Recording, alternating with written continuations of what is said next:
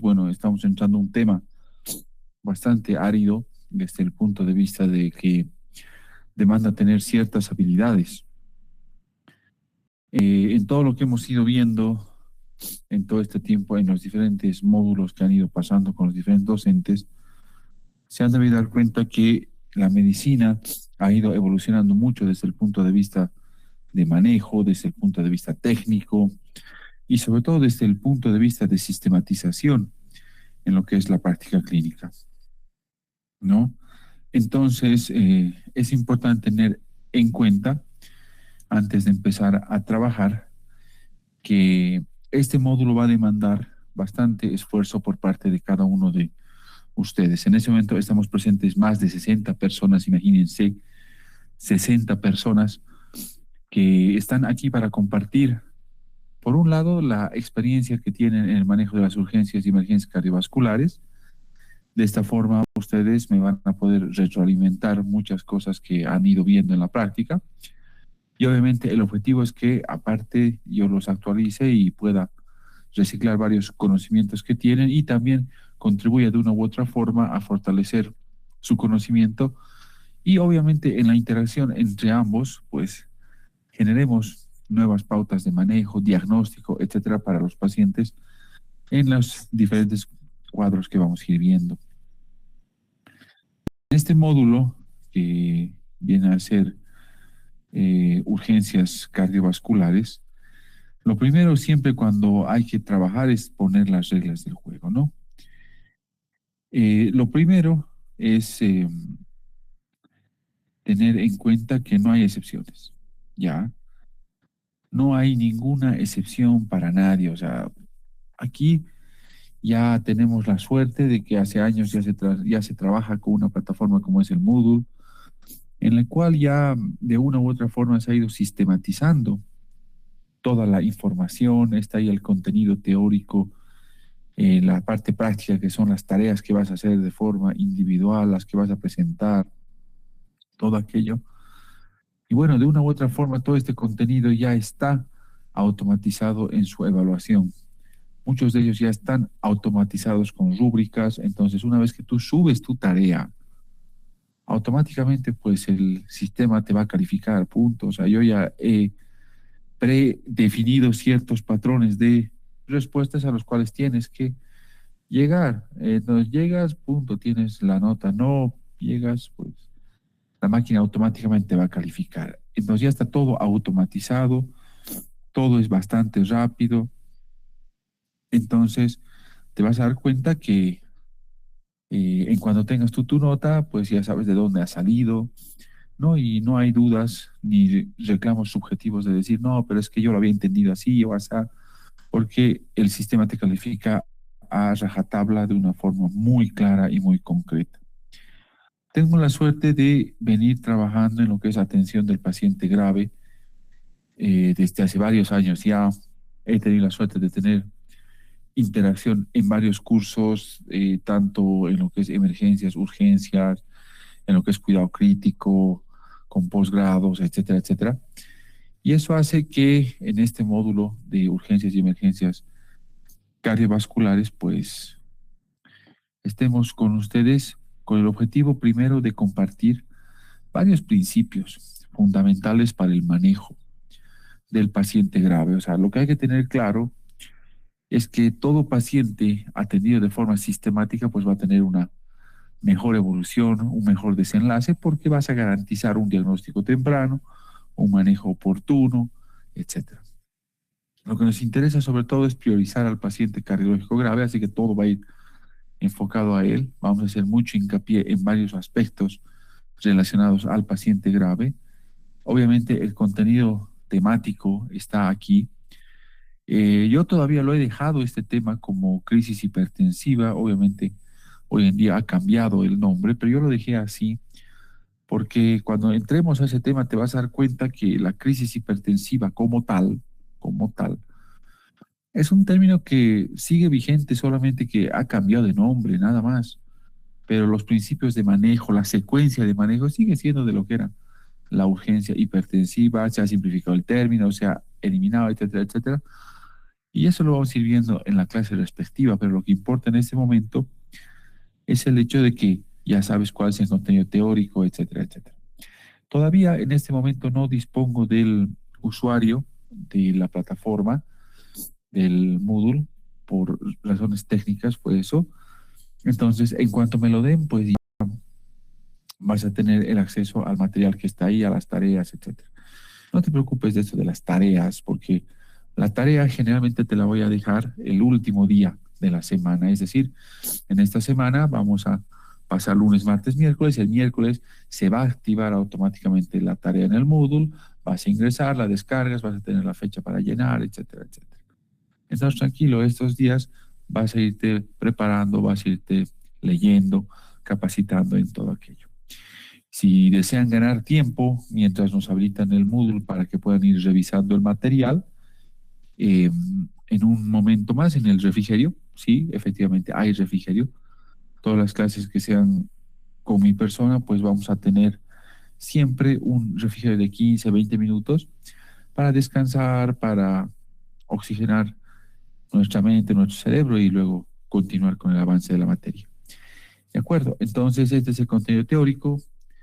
Ya en el descanso, a través de el chat, te voy a pasar el link. Va a ser un link donde vas a poder ingresar a una pantalla que es el Google Notebook LM, donde vas a poder interactuar con inteligencia artificial. Tienes un montón de presentaciones, tienes material audiovisual, puedes preguntarle a la IA un montón de cosas también sobre los temas que estamos avanzando. Ahí también están las presentaciones, las diapositivas, etcétera. Entonces, básicamente está el material bibliográfico, mis presentaciones, otras presentaciones de otros profesores, etcétera, etcétera, donde te va a ser útil como para que puedas ir sacando el máximo provecho. Hoy en día, la inteligencia artificial manda y ya está, punto. O sea, no se puede discutir con eso. Lo que sí se puede hacer es aprovecharla y sacarle el máximo partido como espero que lo hagan. ¿De acuerdo? El modelo de evaluación, si te das cuenta que vamos a tener, tiene un enfoque, como das una primera impresión, pues participativo, o sea, es un enfoque en el cual espero que podamos interactuar. Obviamente, todo en este bloque, en este módulo va a ser voluntario. Voluntario en el sentido de que, por ejemplo, dice el punto uno, asistencia y participación activa en clases. O sea, eso vale 10 puntos, 10%. La pregunta es, ¿quieres asistir a clases? Si la respuesta es sí, vienes pues a las clases, te conectas, ingresas y ya está, punto. Es voluntario. Pero ahí dice asistencia y participación, no dice o participación. Entonces, ¿qué quieres decir eso? Si después tú me dices, no, pero es que yo he venido a las 6 clases, sí, pero has estado mudo, has estado callado, parecías una piedra. Está bien, máximo te voy a poner, y te estoy diciendo en la primera clase, un punto de las 6 clases por venir. Un punto y se acabó. Pero he venido a 6 clases y para estar callado. Y eso no me sirve. Un punto, ya está. Porque aquí dice clarito, asistencia y participación. No dice o, participación. ¿De acuerdo? Ahora, ¿por qué solo 10 puntos? Porque alguien alguna vez me reclamó y me dice, doctor, pero a mí me gustaría que valga 30 además.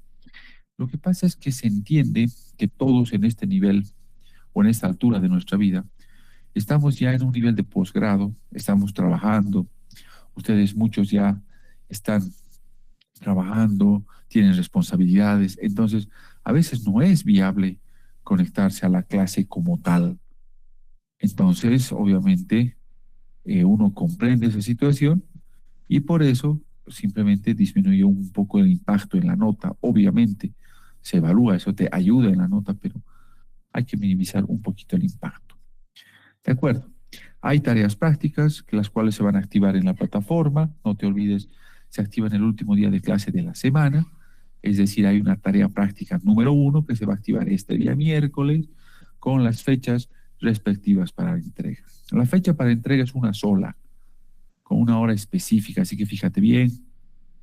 Pasas esa hora con un segundo, un minuto, lo que sea, vas a poder presentar la tarea sobre la mitad de la nota. Tal vez te voy a dar tiempo de gracia de 48 horas, a veces 24, dependiendo, eso tienes que leer muy bien. Entonces tienes la fecha de entrega sobre el 100% y después tienes un periodo de tal vez 48 horas, pero sobre la mitad de la nota, sobre la mitad de la nota, ¿ok? Ya después de ese periodo de gracia no vas a poder entregar. Puedes escribirme, puedes pedirme, puedes rogarme, puedes decir lo que quieras, no vas a entregar porque el sistema automáticamente te va a bloquear. Y si te bloquea el sistema, yo no lo voy a desbloquear. Sí, o sea, directamente no vas a entregar la tarea. Alguien me dirá, pero voy a tener cero. Obvio que vas a tener cero en esa tarea, punto. Por eso es que es voluntario. O sea, si tienes la voluntad y las ganas de hacer la tarea y presentar en la fecha que corresponde y hacer el esfuerzo por hacerla, bien, sí, sí. Entonces es simplemente el reflejo de la voluntad. El examen final se va a activar el último día. Yo te voy a decir qué fecha se va a activar. Se activa generalmente un lapso de 6 horas, a veces 3 horas, y el examen dura aproximadamente 30 minutos. Ya esa muerte súbita, un solo intento, ya es en plataforma, entonces te conectas, entras, chan, chan, chan, chan, chan, das el examen, pum, tienes tu nota y se acabó. Listo, ya está.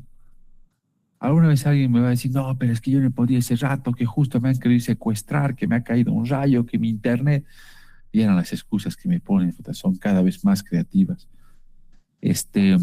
No vas a tener chance, lo siento, porque te voy a dar 6 horas para que en cualquier momento de 6 horas, o tal vez un poco más, puedas ingresar al examen y darlo.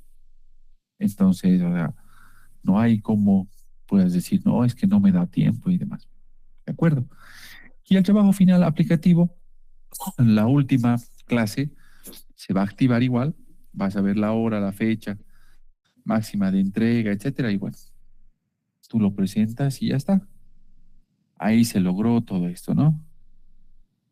Entonces, básicamente, como te das cuenta, esa es la actividad, las reglas de juego sobre las que vamos a trabajar y es todo lo que vamos a desarrollar en estas 2 semanas, en estas 6 clases, que tiene un contenido aparentemente pesado, pero que en la vida real va a ser un contenido totalmente aplicativo, práctico y que te sea útil cuando te enfrentes a un paciente como tal. Entonces, ¿hubiera alguna duda, pregunta, por favor, de esta primera parte, antes de que cargue yo la presentación inicial? Les escucho. Necesito que me confirmen si se ha entendido el mensaje, por favor. A ver, al azar. Augusto, Augusto Terceros, ¿alguna pregunta? ¿Ha quedado todo claro? Todo claro, doctor. Todo claro, ¿no? Eso, fenomenal. Bárbaro, ok. Ah, mira, un segundo, un segundo. Están levantando, creo, la mano. Dame un segundo, a ver. Kevin, adelante. ¿Hay alguna Ma- pregunta? buena- Buenas noches, doctor. Sí, respecto al examen final que nos dijo que va a ser por la plataforma y va a durar 30 minutos, ¿va a ser tipo casos clínicos, preguntas? ¿Cómo va a ser? ¿Nos podría dar alguna pauta, por favor? ¿Hay alguna diferencia en alguno de esos tres estilos? ¿A cuál le tienes más miedo? No, es para ¿Cuál es tu calcular temor? bien el tiempo. Ah, ya, ya. Ah, ya. No, generalmente, el 90% de las preguntas son de selección múltiple. Alguna que otra tal vez pueda ser abierta, pero por no decirte todas son de selección múltiple. Ujú. Sí, ahora más tranquilo. Sí, doctor, gracias. Genial. Está bien, está bien. Por si acaso, el objetivo de la clase es que cuando tengas dudas, preguntas, lo que sea, levantan la mano y interactuamos, ¿no? Porque ese es el objetivo, poder charlar, poder generar nuevo conocimiento. Entonces, creo que ha quedado claro, ¿de acuerdo? Voy a dejar de compartir pantalla un minuto mientras voy a cargar la siguiente presentación y vamos a iniciar ya la charla como tal.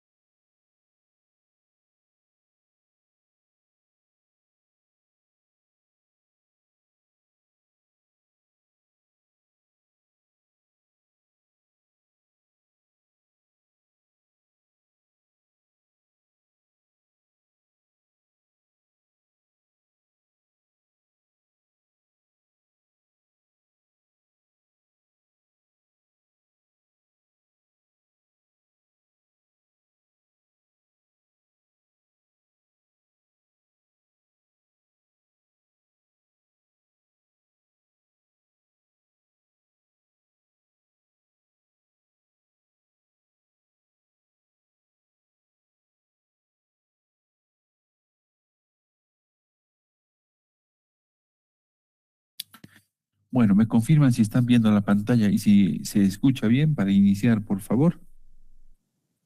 Sí, doctor. Sí, Sí, doctor. doctor. Bien, perfecto.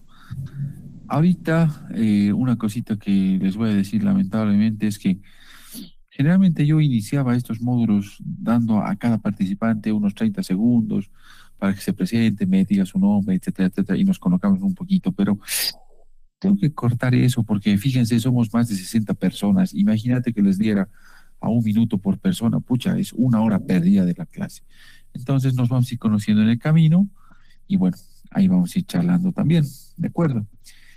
Entonces, a ver, ¿te has puesto a pensar en toda tu práctica profesional o tal vez todavía no la has tenido, pero durante tu formación en el pregrado, o te ha pasado también a vos, si has visto o has sentido un dolor en el pecho, ¿sí? Una molestia, que en algún momento has pensado que era estrés o era gastritis, o incluso has tenido una molestia después de correr, ¿ya?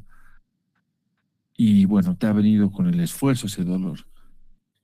Y ahí ha sido algo que te has puesto a pensar si eso era llamativo, o sea, te has puesto a dudar y decir, este dolor que me está apareciendo o que me está contando mi familiar, mi tío, mi primo, o lo que sea, tal vez es algo grave, porque muchas veces eh, ese es el problema, o sea, vemos un dolor torácico, ya, o un disconfort torácico, si quieres usar un término un poquito más correcto, que no le damos la relevancia o la importancia como tal, porque decimos, apareció esto después de correr, soy joven, no pasa nada y punto.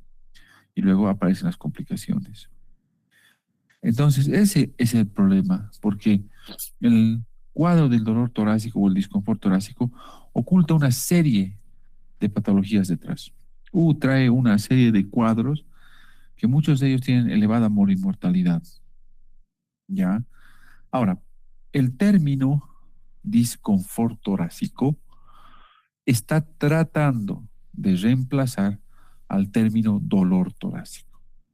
No te olvides que dolor quiere decir una sensación desagradable que genera sufrimiento en el paciente, etcétera, ¿no?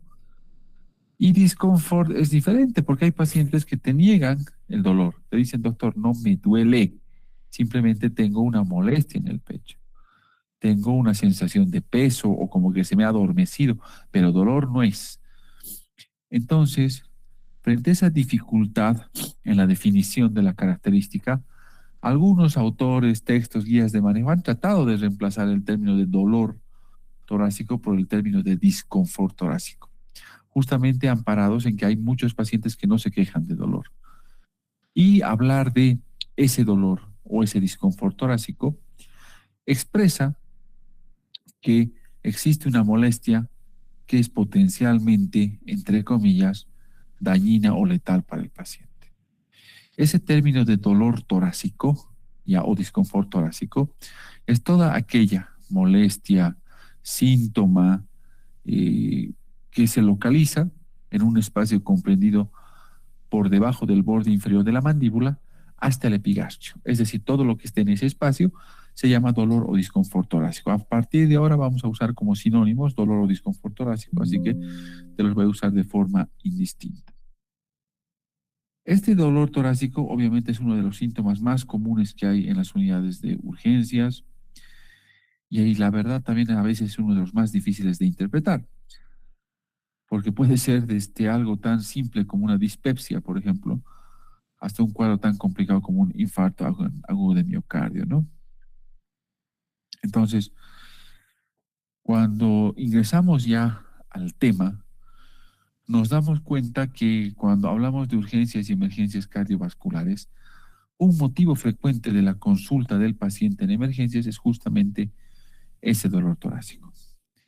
Entonces, aquí yo creo que viene una pregunta, ¿no? La pregunta del millón. ¿Crees que puedes diferenciar rápidamente entre un dolor isquémico coronario versus uno musculoesquelético? ¿Puedes o no? A ver, le pregunto a alguien a la rápida, cualquiera puede levantar la mano, no hay problema. ¿Crees que puedes diferenciar? Un segundo, Augusto, dale. Adelante, buenas noches. Bueno, buenas noches, doctor. ¿La respiración sería un punto para diferenciarlos? Si se No incrementa o sé no con el todavía. movimiento respiratorio. Ya, muy bien. O sea, tú usarías la relación con la respiración para ubicar si es muscular o no. Perfecto, sí, es un arma que se puede utilizar. O sea, ya aquí hay un colega que nos muestra que sí se puede diferenciar en segundos con datos tan simples como este. Pero obviamente hay mucho más que esto, ¿no? Muchas más formas de diferenciar. Y eso es lo que vamos a ir viendo. Ahora, el problema es que en la realidad, en la vida real, en emergencias, a veces por el estrés, por la presión, porque no estás viendo un solo paciente, a veces tienes que ver cuatro pacientes casi simultáneo. Entonces, la realidad es que incluso varios colegas experimentados, tanto en el área de atención de paciente grave, no te olvides, esto va a ser una pequeña aclaración, las dos especialidades que manejan al paciente crítico o paciente grave, ambos son sinónimos, los términos, son la medicina intensiva o lo que llamamos terapia intensiva y la emergentología. La diferencia está en que la emergentología lo maneja en la fase de rescate generalmente, es decir, en los primeros minutos, en las primeras horas. A partir de ahí ya lo que es la fase, parte de la fase aguda, subaguda e incluso crónica, bueno, eso ya lo maneja el intensivista. Entonces, si te das cuenta, básicamente estamos hablando de dos especialidades que ven esas patologías en común, ¿de acuerdo? Entonces, como te comentaba, a veces, imagínate, hay casos en los cuales incluso colegas experimentados en la atención de paciente grave, sea emergentólogos, intensivistas, demás, a veces fallan. Pero lo que vamos a tratar de hacer para no caer hoy en día en esa falla, sí, para no adivinar lo que nos estamos enfrentando, vamos a tratar de sistematizar todas las herramientas o todas las armas que hay, además de la clínica, para sistematizar la información y obviamente hacer el diagnóstico diferencial de lo que es el dolor torácico. Al final de la charla, lo que quiero es que todos tengan una hoja de ruta mental, ¿sí? En la cual puedas vos ir determinando características del dolor torácico relacionado a diferentes exámenes complementarios que te permita orientar hacia el origen del cuadro y tomar la conducta terapéutica inicial, sobre todo en los 10 primeros minutos, ¿no? Entonces, ya cuando ingresamos en este campo, vos te vas a dar cuenta que cuando hablamos de dolor torácico, ucha, y yo te pregunto, ¿cuántas estructuras anatómicas en el tórax pueden relacionarse con el dolor torácico? Fíjate la cantidad de estructuras que hay. Ahora, si yo te pregunto, estas estructuras anatómicas, ¿cuántas patologías te van a generar? Escucha, peor todavía, pues, porque te sale una lista enorme, ¿no? Entonces, si te pones a pensar que todas estas patologías cursan con dolor o disconfort torácico como manifestación inicial, pucha, como que al inicio abruma un poco, ¿no? Uno dice, ¿cómo voy a diferenciar esto en 10 minutos? Porque es de lo que se trata. No deberíamos tardar en hacer una disquisición diagnóstica inicial de lo que es el dolor torácico y categorizar hacia dónde está yendo ese dolor torácico en 10 minutos.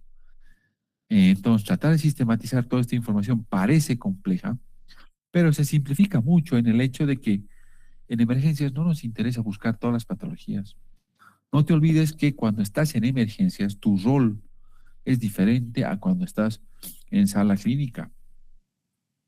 Entonces ahí tienes que ser bien preciso en aprender cuáles son tus límites en el diagnóstico y cuáles son tus límites en el manejo cuando abordas un paciente. No te olvides que en emergencias lo que vamos a trabajar nosotros son primero alteraciones fisiológicas. Simultáneamente, el diagnóstico probablemente etiológico, ¿sí? Probablemente etiológico, y obviamente el manejo inicial. Entonces, si vos te pones a pensar en emergencias, la mayor parte de las veces, de entrada en el paciente estás resolviendo una alteración fisiológica, o sea, Como has visto en los otros módulos, cuando te aproximas a un paciente, siempre te fijas el X, A, B, C, D, es decir, X si hay sangrado, A, vía aérea, ventilación, circulación, etcétera. Entonces, cuando ingresa tu paciente y lo ves que está con dificultad respiratoria, no vas a empezar pues ya toda una evaluación clínica. Lo que vas a hacer es primero lo intubarás o pondrás oxígeno, corregirás ese cuadro y ya en los primeros segundos, compensada esa alteración, irás indagando qué ha sucedido y ahí irás planteando ya un manejo un poco más dirigido. Entonces, date cuenta que en emergencias la mayor parte de las veces, mientras vas resolviendo la alteración fisiológica de tu paciente, vas a ir buscando la causa.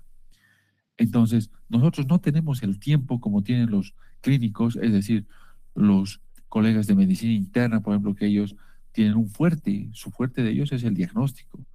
Y para eso usan un montón de herramientas, etcétera, etcétera. Está muy bien, pero nosotros no vamos a jugar al internista en emergencias. Lo que vamos a hacer es con todas las armas que ellos nos dan, porque tienen publicaciones bastante lindas, con todas las armas que nos dan, vamos a sacarle provecho a esas armas para tratar de direccionar todas las posibles causas de disconfort torácico que has visto, que son un montón. Vamos a tratar de llegar a ubicar estas, el sextete mortal. O sea, en emergencia lo que nos interesa es sobre todo priorizar este sextete mortal. Estas 6 patologías son las que tienen más morbimortalidad en la unidad de emergencias. Son son las patologías por las cuales tu paciente probablemente puede llegar a fallecer y requiere un manejo rápido, oportuno, precoz. Entre estas del sextete mortal, nosotros vamos a priorizar lo que es la isquemia miocárdica, ¿sí? De lado vamos a ver a la disección de aorta, que es más una emergencia vascular. La pericardis con derrame la vamos a ver de lado porque generalmente es autolimitada y es simple de manejar. Ahorita te voy a contar por qué.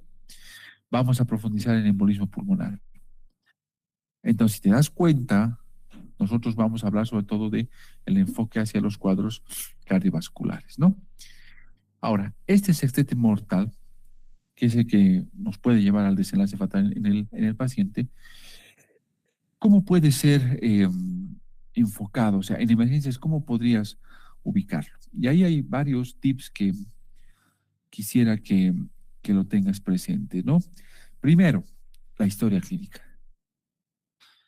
Querramos o no querramos, una historia clínica, pucha, bien orientada en emergencias te va a ayudar un montón.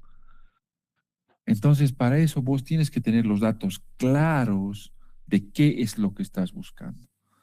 A diferencia del consultorio, a diferencia de sala de internación, donde tú le dejas al paciente que te explique qué es el disconfort torácico, cuándo lo ha empezado, por qué está viniendo, qué factores han pasado, si ha tenido componente emocional o no, dejas que se explaye, que saque detalles.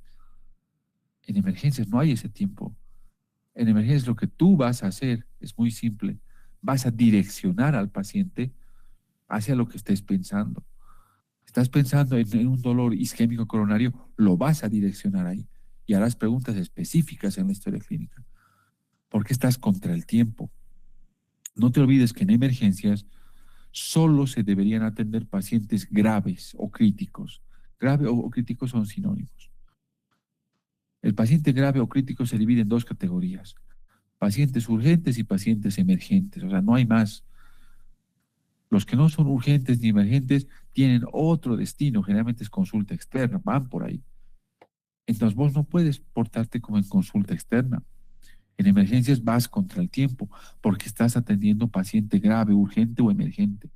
Entonces tú direccionas la información y esa información que vas a ir obteniendo del paciente la vas a orientar hacia algún perfil. Enseguida te voy a mostrar los 8 perfiles a los cuales tienes que enfocarte. Ahora, una vez que tú empiezas a recabar los antecedentes del paciente, qué ha sucedido, cuándo ha empezado, y empiezas a orientar hacia un perfil clínico, vas a buscar datos específicos de ese perfil en el examen físico. Y vas a tratar de correlacionar la información con los exámenes complementarios. Ahora, ahí viene uno de los primeros tips, si quieres, para la práctica habitual. Como decía uno de mis más queridos amigos cardiólogos, eh, como regla de oro, cuando tienes una urgencia o emergencia cardiovascular o una sospecha, no te puede faltar el electrocardiograma. El electrocardiograma no espera, ¿sí? No espera. Tienes que hacerlo rápido. Entonces, hasta aquí ya te estás dando cuenta que para orientar el diagnóstico vas a usar tus herramientas clínicas, tu examen físico, etcétera, asociado a electrocardiograma. Otro pilar, enzimas cardíacas. Y ahí viene un punto que va clave. Tienes que conocer las condiciones de enzimas cardíacas que puedes disponer, no es opcional. En el medio en el que estás, ¿tienes troponina T ultrasensible? La respuesta es sí o no, no hay más. No, entonces tienes que usar otra herramienta similar. ¿Cuál es? La troponina T convencional, pero cuantitativa. Ok. ¿Tienes? La respuesta es no. Muy bien. Entonces procederás a usar troponina T o troponina I cualitativas. ¿No dispones esas? Muy bien. Recién usarás isoformas de la CKMB. ¿No dispones? Recién usarás la CKMB. O sea, te das cuenta que hoy en día se prefiere trabajar con troponina y si no te queda de otra, pues usarás CKMB o algo en algún contexto específico. Entonces tienes que conocer muy bien esto para poder aplicarlo en tu realidad. Ahora, una pregunta habitual que me hacen ahí y me dicen es, ¿y si trabajo en primer, segundo nivel? Obviamente no vas a poder hacer mucho en primer nivel. ¿Por qué? Porque el primer nivel, su objetivo no es terapéutico. El objetivo del primer nivel es totalmente diferente, no es resolutivo, su capacidad resolutiva es muy bajita. Ahí lo más que vas a poder es sospechar en el diagnóstico clínicamente, tal vez administrar algo del manejo inicial que dispongas y referir, punto, y ya está. Pero en segundo nivel no tienes perdón de Dios, porque en segundo nivel ya se supone que la capacidad resolutiva es casi plena.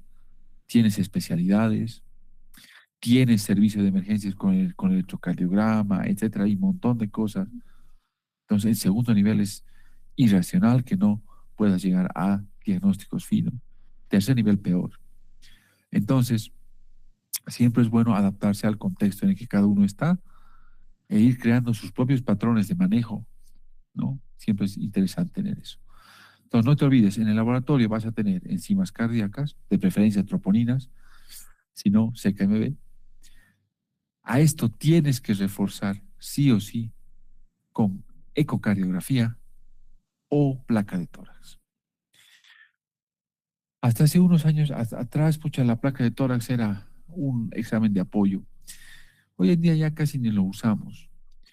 Ya la mayor parte de las unidades de emergencias está tomando, si quieres verlo así, conciencia de la importancia de lo que es la ecografía en emergencias. Hay muchos cursos que están dictando de ecografía para atención inicial en emergencias. Tienes el WinFocus, el POCUS, el USLE, hay un montón de versiones. Mi consejo es inscribirte a cualquiera, te va a servir para reforzar tu conocimiento, porque esa forma de trabajar hoy en día nos obliga a que la ecografía, ni siquiera estoy diciendo ecocardiografía completa, la ecografía cardíaca o ecografía pulmonar, etcétera, se haya vuelto un arma ya imprescindible. Muchas veces durante la evaluación inicial ya estamos usando el ecógrafo para hacer diagnósticos diferenciales, ubicarnos en uno u otro cuadro y obviamente optimizar manejos. Entonces, consejo, ¿no? Ya sabes, toma cualquier curso, pero fortalece tus habilidades ecográficas.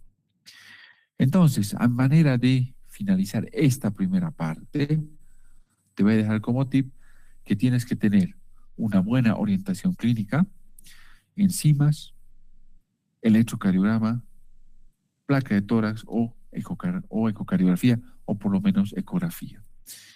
Con toda esta información, vamos a entrar a estos 8 perfiles. Sacar una foto si quieres en este momento. Sí, sacarle una fotito a esa diapositiva porque te va a servir mucho, ¿ya? Porque en estos perfiles que vos estás viendo en pantalla, El objetivo va a ser ya que con esto puedas orientarte hacia uno de los componentes del sextete mortal. ¿De acuerdo? Ahora, vamos a entrar un poquito ya al tema, vamos a ser más finos y bueno, con eso vamos a ir ya puliendo varios aspectos que me interesa dejar claros. El primero es el hecho de que la base del diagnóstico es el dolor torácico. Ahora, obviamente, tú ya sabes cómo evaluar el dolor torácico o el disconfort torácico. Es una habilidad que la aprendes desde semiología en emergencias. Obviamente tú ya la conoces, ya la has practicado, etcétera. Aquí te voy a dar un par de consejos. Todas las charlas que vamos a tener aquí van relacionadas hacia vivencias, consejos y demás. De todos los factores habituales que evaluamos, ¿sí? Inicio, dolor, desencadenantes, etcétera, etcétera, el que no quisiera que te olvides nunca, por favor, es este que dice otros factores. Porque hoy en día estos otros factores, pucha, toman una relevancia cada vez más importante. ¿Alguna vez te va a pasar que te va a llegar un paciente a la unidad de emergencias? Todos los casos que te cuento son de la vida real. Sí, un chico, 18 años. Era el hijo de un pastor de la iglesia que salía en la televisión. El chico llega a la clínica con un dolor torácico opresivo, muy intenso, 8/10. Estaba diaforético, taquicárdico. La conducta, ya sabes, todo dolor torácico, tienes que orientar bien el diagnóstico hacia uno de los perfiles con la clínica, electrocardiograma, enzimas, ecografía o por lo menos la placa de tórax. Se empieza con esa secuencia y resulta que ahí empieza una pugna, porque cuando vos escuchabas al papá y a la mamá y al mismo chico, cuando le preguntabas qué ha sucedido, cuándo le empezó el dolor, cómo empezó el dolor, qué estaba haciendo, etcétera, pucha, el papá se molestaba porque te decía, pero están orientando las preguntas como si mi hijo fuera un paciente que está con infarto. Le están preguntando si fuma, le están preguntando si bebe, le están preguntando cuántas veces hace ejercicio a la semana y él es muy activo en el gimnasio y se molestaba. Y ahí viene un punto importante. El chico, el angelito, no reconocía las cosas. Ese rato, callado papito, perfil toxicológico. Llega el perfil toxicológico, además del electrocardiograma y todos los exámenes que se hicieron en ese momento, sorpresa, estaba el paciente con una intoxicación por cocaína, estaba el paciente cursando un síndrome coronario por la intoxicación de cocaína, sí, y estaba con una emergencia hipertensiva, culpa de la intoxicación por cocaína. Entonces, en otros factores, lo que te estoy diciendo es buscar factores no solo tradicionales. Ya sé que me vas a decir que habitualmente los dolores torácicos de origen cardíaco van pues más a personas que tienen factores de riesgo tradicionales, hipertensos, obesos, prediabéticos, ateroscleróticos, etcétera, obvio. Pero también hoy en día tienes que buscar factores que no son tradicionales. Por ejemplo, ingesta de cocaína, simpaticomiméticos en general, abuso de taurina, abuso de café, abuso de pseudoefedrina, anfetaminas, etcétera. Hay un montón de fármacos recreativos, etcétera, que tienen efectos sobre el sistema cardiovascular. Entonces, mucho ojo, siempre tienes que buscar otros factores, o sea, tienes que indagar dependiendo del contexto. Entonces, no te olvides, en el dolor torácico, que es la base de todo, hay que ir sumando todas las características. En este primer perfil, cuando tú lees las características del caso, date cuenta lo interesante, ¿no? A ver, fíjate, es un paciente varón de 58 años de edad. Fíjate lo interesante, es obeso, es hipertenso, es fumador. Hasta ahí voy a hacer una pausa. Esto parece de libro, ¿no? Porque si vos revisas estadísticamente, los pacientes varones tienen más complicaciones cardiovasculares que las mujeres. A medida que va envejeciendo la población, por encima de los 60 años, pucha, es más frecuente todas las complicaciones cardiovasculares y cerebrovasculares en el hombre.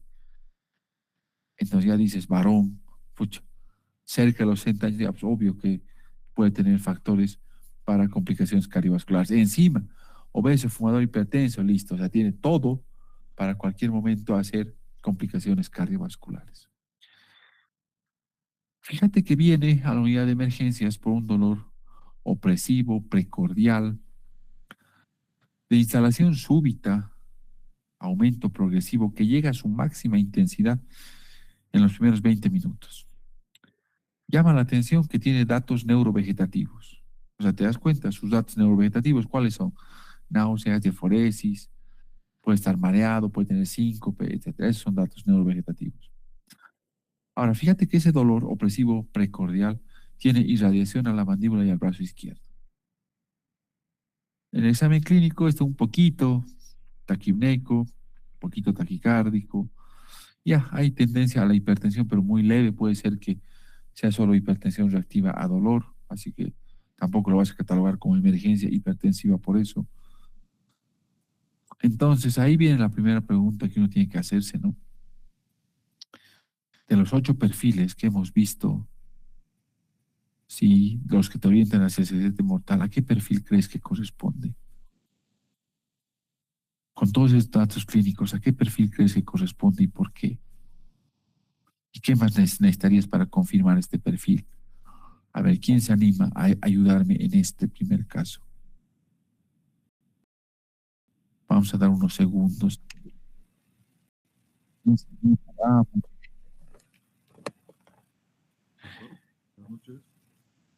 Hola, Fabio.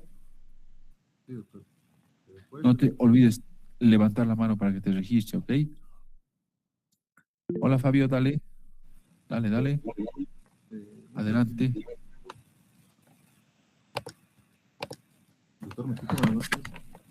Se te escucha, dale, adelante. Yo lo relacionaría con un perfil isquémico.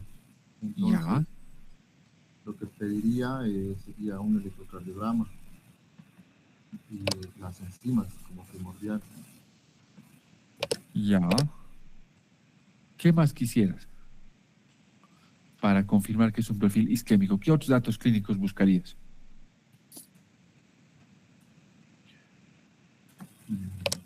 ¿O te rindes? Creo que con las enzimas y el electro nomás. Ya, ok, está bien, está bien, está bien. Perfecto, gracias, Fabio. A ver, muy bien, un segundo. Karen, adelante, buenas noches. Buenas noches, doctor. También podría tratarse de tal vez un síndrome coronario o probablemente podemos sospechar de una tromboembolia pulmonar con afección hacia el corazón y pues necesitaríamos placa rayos X. Bueno, para la tromboembolia, de acuerdo a lo que hemos ido analizando, el mejor estudio sería un angiotac, pero en este momento de emergencias no sabría. Además de enzimas cardíacas también, ¿no? Karen, una preguntita. Me ha gustado algo de lo que dijiste. Pensaste en embolismo pulmonar, sí, como diagnóstico diferencial, ¿de acuerdo? Es lo que entendí. Y estás pensando en un embolismo pulmonar, ¿por qué?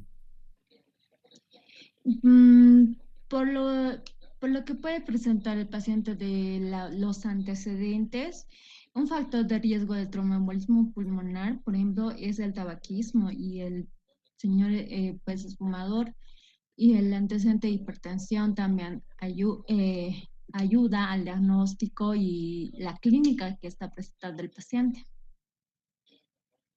Ah, ya. Ah, ok. Entiendo hacia dónde va. Ok, Karen, gracias.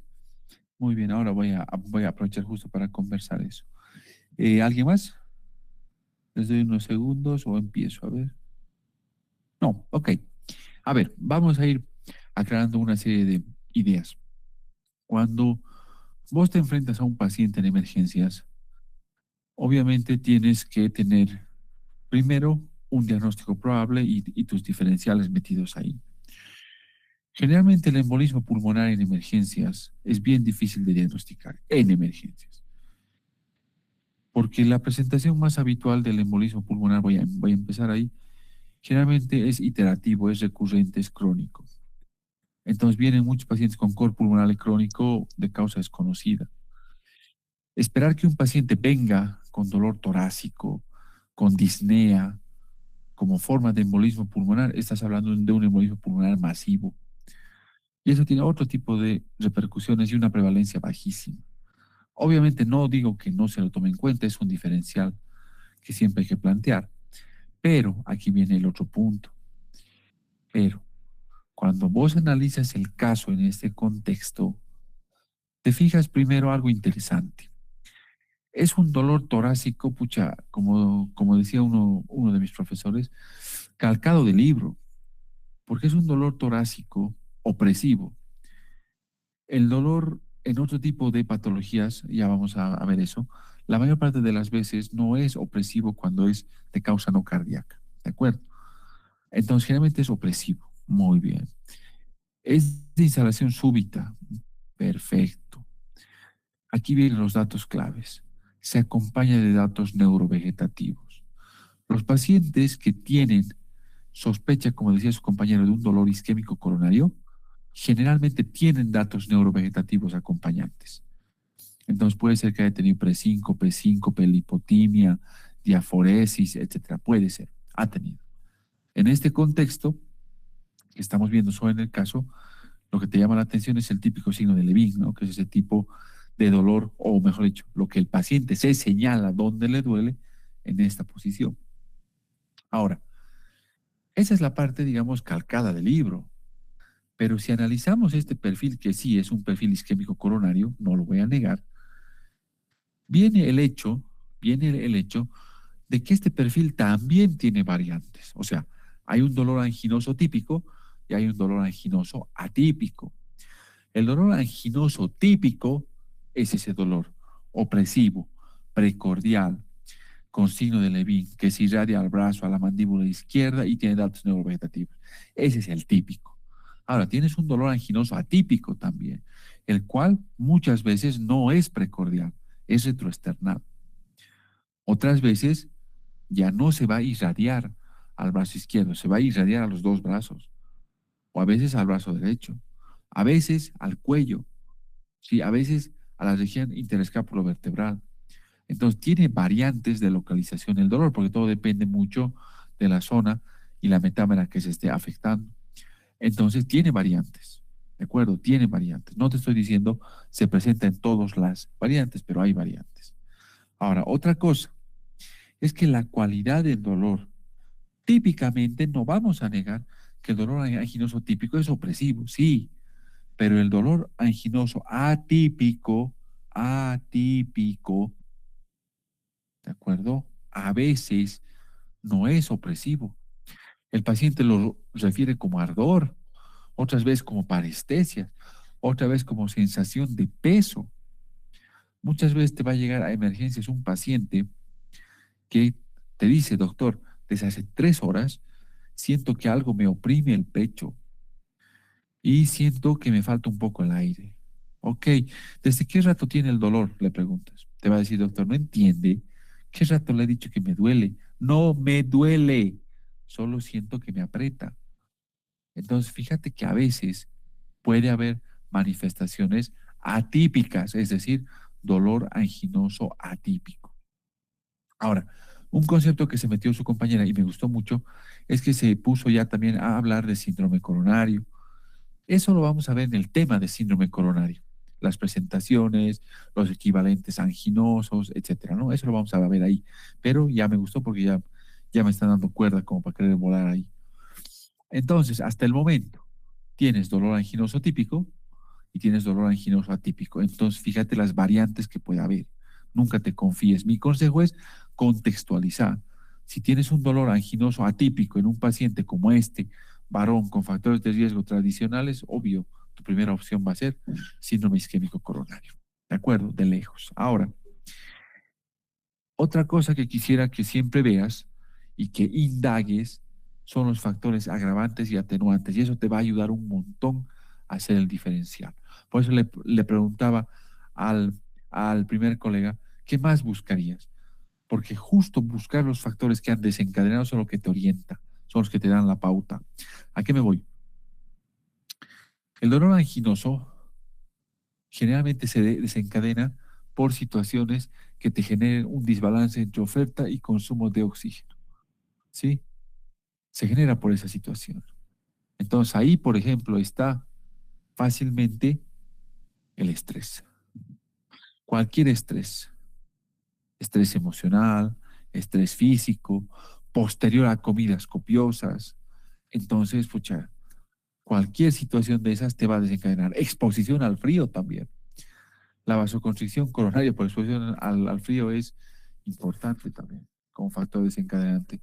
Alguna vez por ahí vas a oír, como alguna vez nos pasó en emergencias, que viene la esposa con el marido y dice, mi esposo está con dolor torácico hace más de 2 horas, no le quita con nada, está transpirando, mira, mira, doctor, señora, ¿es fumador? Sí. ¿Es diabético? Sí. Uy, parece isquémico coronario. Señora, ¿qué rato ha empezado? Doctor, estábamos, le cuento, tomando helados y mi esposo ha empezado a tomar helados rápido y pum, le ha empezado el dolor de pecho, obvio. Así como el helado te puede desencadenar una respuesta a nivel cerebral por alteración en la termorregulación, también desencadena el vasoespasmo coronario, o sea, la exposición al ambiente, a las bebidas frías, etcétera. Entonces, mucho ojo con eso. Busca el factor desencadenante, te va a orientar mucho, te va a orientar. ¿De acuerdo? Ahora, otra cosa que es importante aquí es los factores que atenúan. Generalmente, ahí vas a tener dos cosas y tenlas claras. La primera, si el paciente ya tiene cardiopatía isquémica como antecedente, es decir, es un paciente cardiópata isquémico conocido, te va a decir, doctor, ¿sabe qué? Yo tomo nitratos, tomo nitroglicerina, mi cardiólogo me ha dado beta bloqueantes, tomo aspirineta, etcétera, y resulta que hoy día he comido un montón, me ha empezado a molestar aquí como en la boca del estómago, un poquito más arriba, he tomado mis antiácidos y no me pasa. Ok, estás pensando tal vez en un síndrome isquémico coronario, perfecto. Entonces tú le preguntarás, ¿y no le está pasando el dolor? No, doctor. Y lo que me llama la atención es que yo para esto tengo mi dinitrato de isosorbide, mi isordil, lo tomo y me pasa, pero hoy día no me está pasando, ya he tomado y no me pasa. Entonces fíjate, ese paciente ya te está gritando que es posible un origen isquémico coronario porque no cede con los nitratos. O tal vez te va a decir, ¿sabe qué, doctor? Me cede con los nitratos ese dolor porque tengo angina de pecho estable, pero esta vez no. Entonces, esos datos tienes que buscarlo. Ahora, en los pacientes que no tienen esos antecedentes, que nunca les ha pasado, ¿sí? Obviamente su comportamiento va a ser diferente. ¿De acuerdo? Ahora, aquí una pregunta habitual que alguna vez me la han hecho era, este, ¿y puedo usar a los nitratos como parte del test diagnóstico? Es decir, si yo sospecho que es un dolor isquémico coronario, ¿le puedo dar nitratos? Y si el dolor pasa, era isquémico coronario. Y si el dolor continúa, no. La respuesta es no. Los nitratos nunca se usan para hacer un test diagnóstico, jamás, porque solo te confunden. A veces cuando tienes un paciente con un síndrome isquémico coronario, ya eso vamos a entrar en un rato más, y le das nitratos y no cede el dolor, puede ser que sea una angina refractaria y sea parte del mismo cuadro, ¿no? Ahora, también puede ser que tenga un espasmo esofágico difuso. Las patologías esofágicas como el espasmo esofágico ceden con los nitratos. Entonces, pucha, puede confundirte. No hagas el uso de nitratos como parte de prueba diagnóstica. No la utilices, ¿ya? Algunos la mal llamaban prueba terapéutica. No vale la pena. Te confunde. Ahora, lo que sí vas a tener en el síndrome coronario, y eso nunca falta, pero tienes que buscar, son los datos neurovegetativos. O tu paciente está diaforético, o está con la piel fría, o ha tenido palpitaciones, o ha tenido náuseas, o ha tenido vómitos, etcétera. O sea, orientarlo por ahí, ¿de acuerdo? Entonces, con esto lo que te estoy mostrando es que este dolor del paciente que te orientaba a un perfil isquémico coronario, ¿de acuerdo? Este sí es muy útil desde el punto de vista de que, entre comillas, es típico, pero no te olvides que existen variantes para el manejo. Ahora, eh, en todo esto, en todo esto, lo que hay que sumar al paciente como parte de la evaluación inicial es el hecho de que tienes que tener el electrocardiograma. No voy a entrar en detalle todavía porque en la clase de síndrome coronario ahí lo vamos a ver, ¿ya? Ahora, lo que es importante aquí es que en el electrocardiograma vamos a buscar solo dos cositas. La elevación del ST o que el ST esté normal o infradesnivelado. No vamos a buscar más. Ya no buscamos alteraciones en la onda Q, ni esas cosas que te sirven para el diagnóstico. La respuesta es sí, pero no las buscamos como prioridad. Y eso tiene una explicación que lo vamos a ver en la clase respectiva. ¿Ya? Ahora,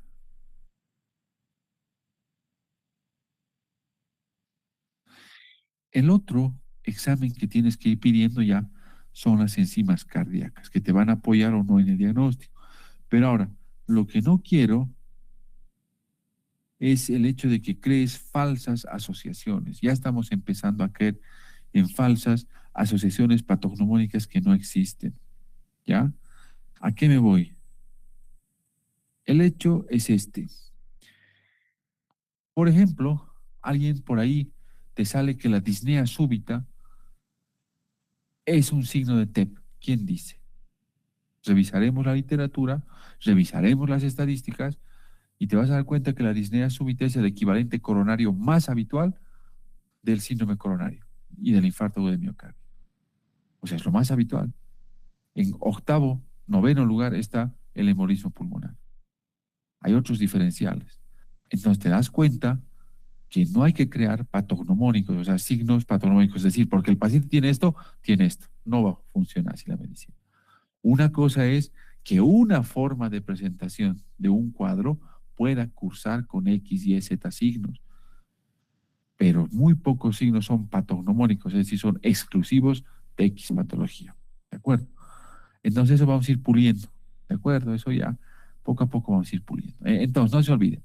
En el electro, lo primero, ubícate. Elevación del ST o ST normal o infradesnivelado, punto. Y cada uno tiene su propia connotación. Llegan las enzimas y ahí vamos a ir puliendo un poquito más el diagnóstico, pero ya con solo ver elevación del ST ya se puede pensar en diagnóstico definitivo y en tratamiento definitivo. Lo vamos a ver con calma en síndrome coronario. Lo que sí te voy a dar como tip es lo siguiente. Es el hecho de que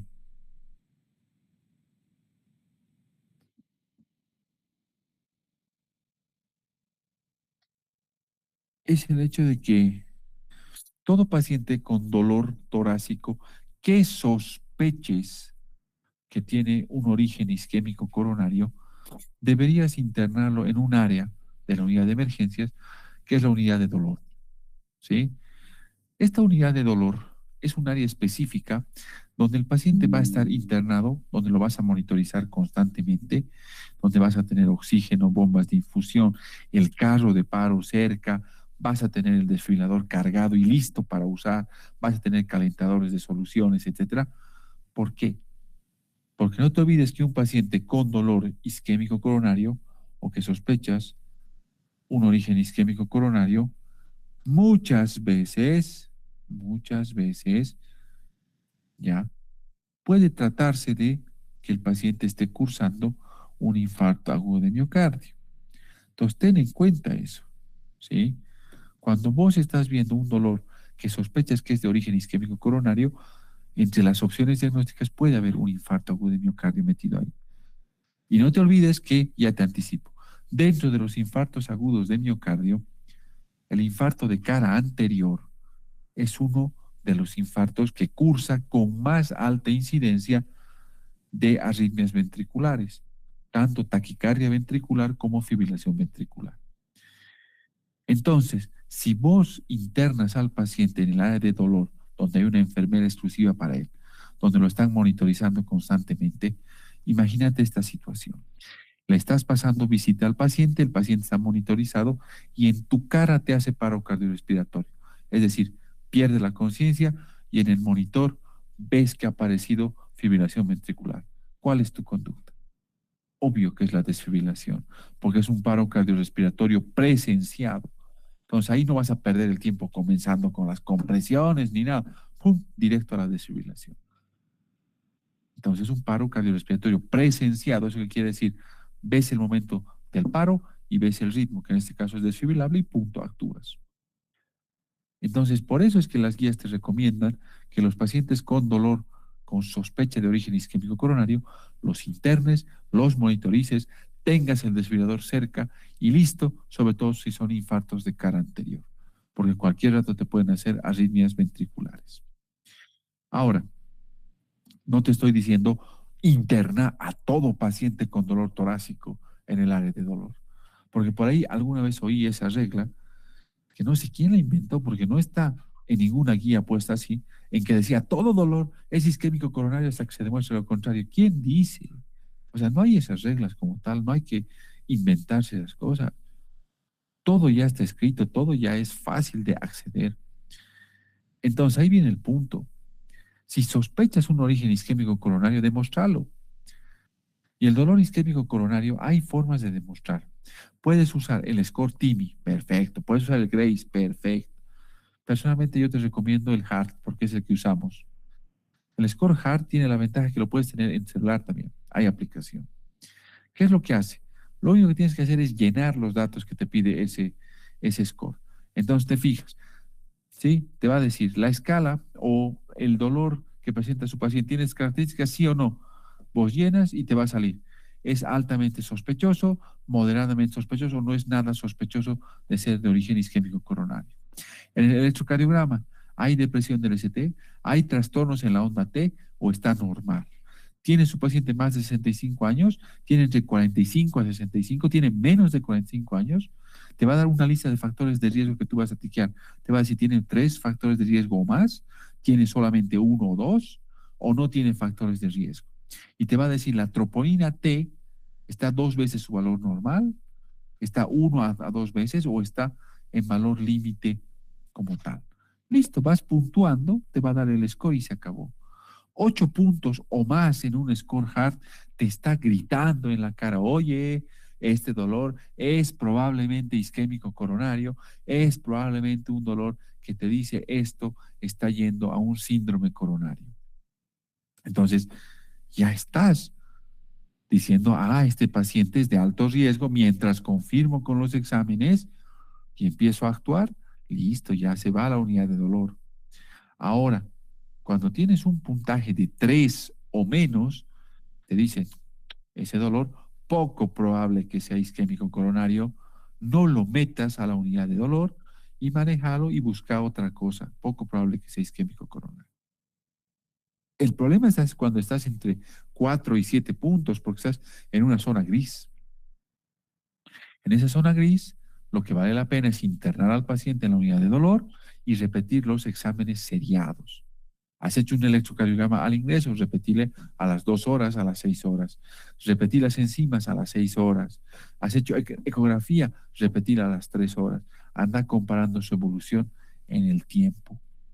Entonces te das cuenta cómo con un score tan simple estás objetivando, o sea, estás haciendo objetivo tu sospecha diagnóstica, ¿no?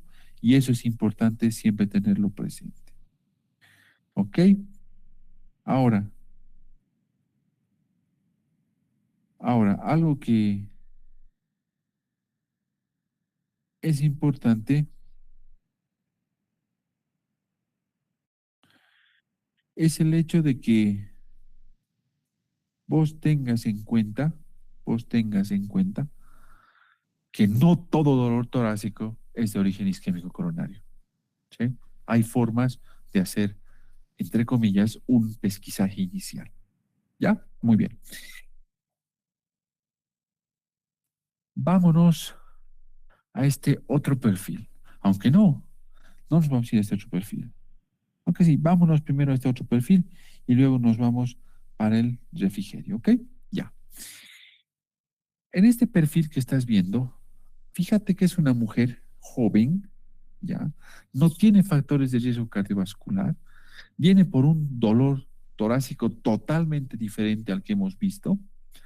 Y fíjate las características del examen clínico. Mi pregunta para vos es, de los 8 perfiles, ¿a cuál te orienta esto? O sea, ¿a cuál crees que está yendo y por qué? ¿Y qué otras cosas necesitarías para confirmar tu sospecha? A ver, ¿quién se anima? Vamos a ver, ¿quién se anima? Muy bien. Augusto, adelante. Doctor, el hecho de que el dolor mejore en la posición, al inclinarse por la posición maometana, ¿no me haría pensar en una pericarditis? Ya está bien, pero a ver, ¿solo por el cambio de posición te basarías en eso? No, doctor, pero los antecedentes del cuadro Eso me gripal. gusta más. ¿Cuáles antecedentes? El cuadro gripal. Genial.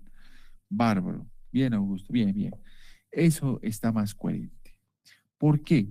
Porque efectivamente, como dice su compañero, estamos frente a un cuadro pericardítico. Estamos, ¿sí? Estamos frente a un cuadro pericardítico. El dolor pericardítico, ya, se caracteriza sobre todo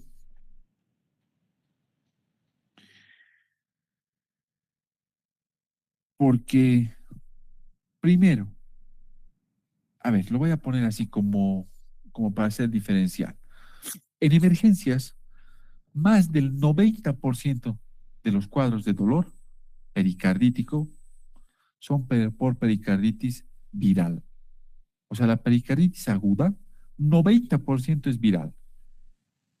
La pericarditis crónica tiene otra forma de presentación. Es mucho más insidiosa, mucho más crónica. Además, tienes datos claros para darte cuenta si es tuberculosa, si es lúpica, si es reumática. O sea, hay forma. El paciente ya tiene antecedentes conocidos, o sea, es totalmente diferente. En cambio, la pericarditis aguda, más del 90 y tantos por ciento de las veces es viral. Ahora, no te olvides que en nuestro medio, en este momento, están circulando un montón de virus que les encanta el pericardio y causan inflamación y pericarditis aguda. Tienes influenza, tienes COVID, tienes sincitial respiratorio, entre los que están circulando. Y a los dos primeros les encanta pericardio.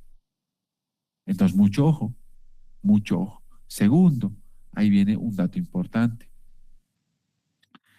Generalmente, el dolor de la pericarditis es precordial y es sincrónico con los latidos cardíacos. Es un signo típico, pero también puede ser retroesternal.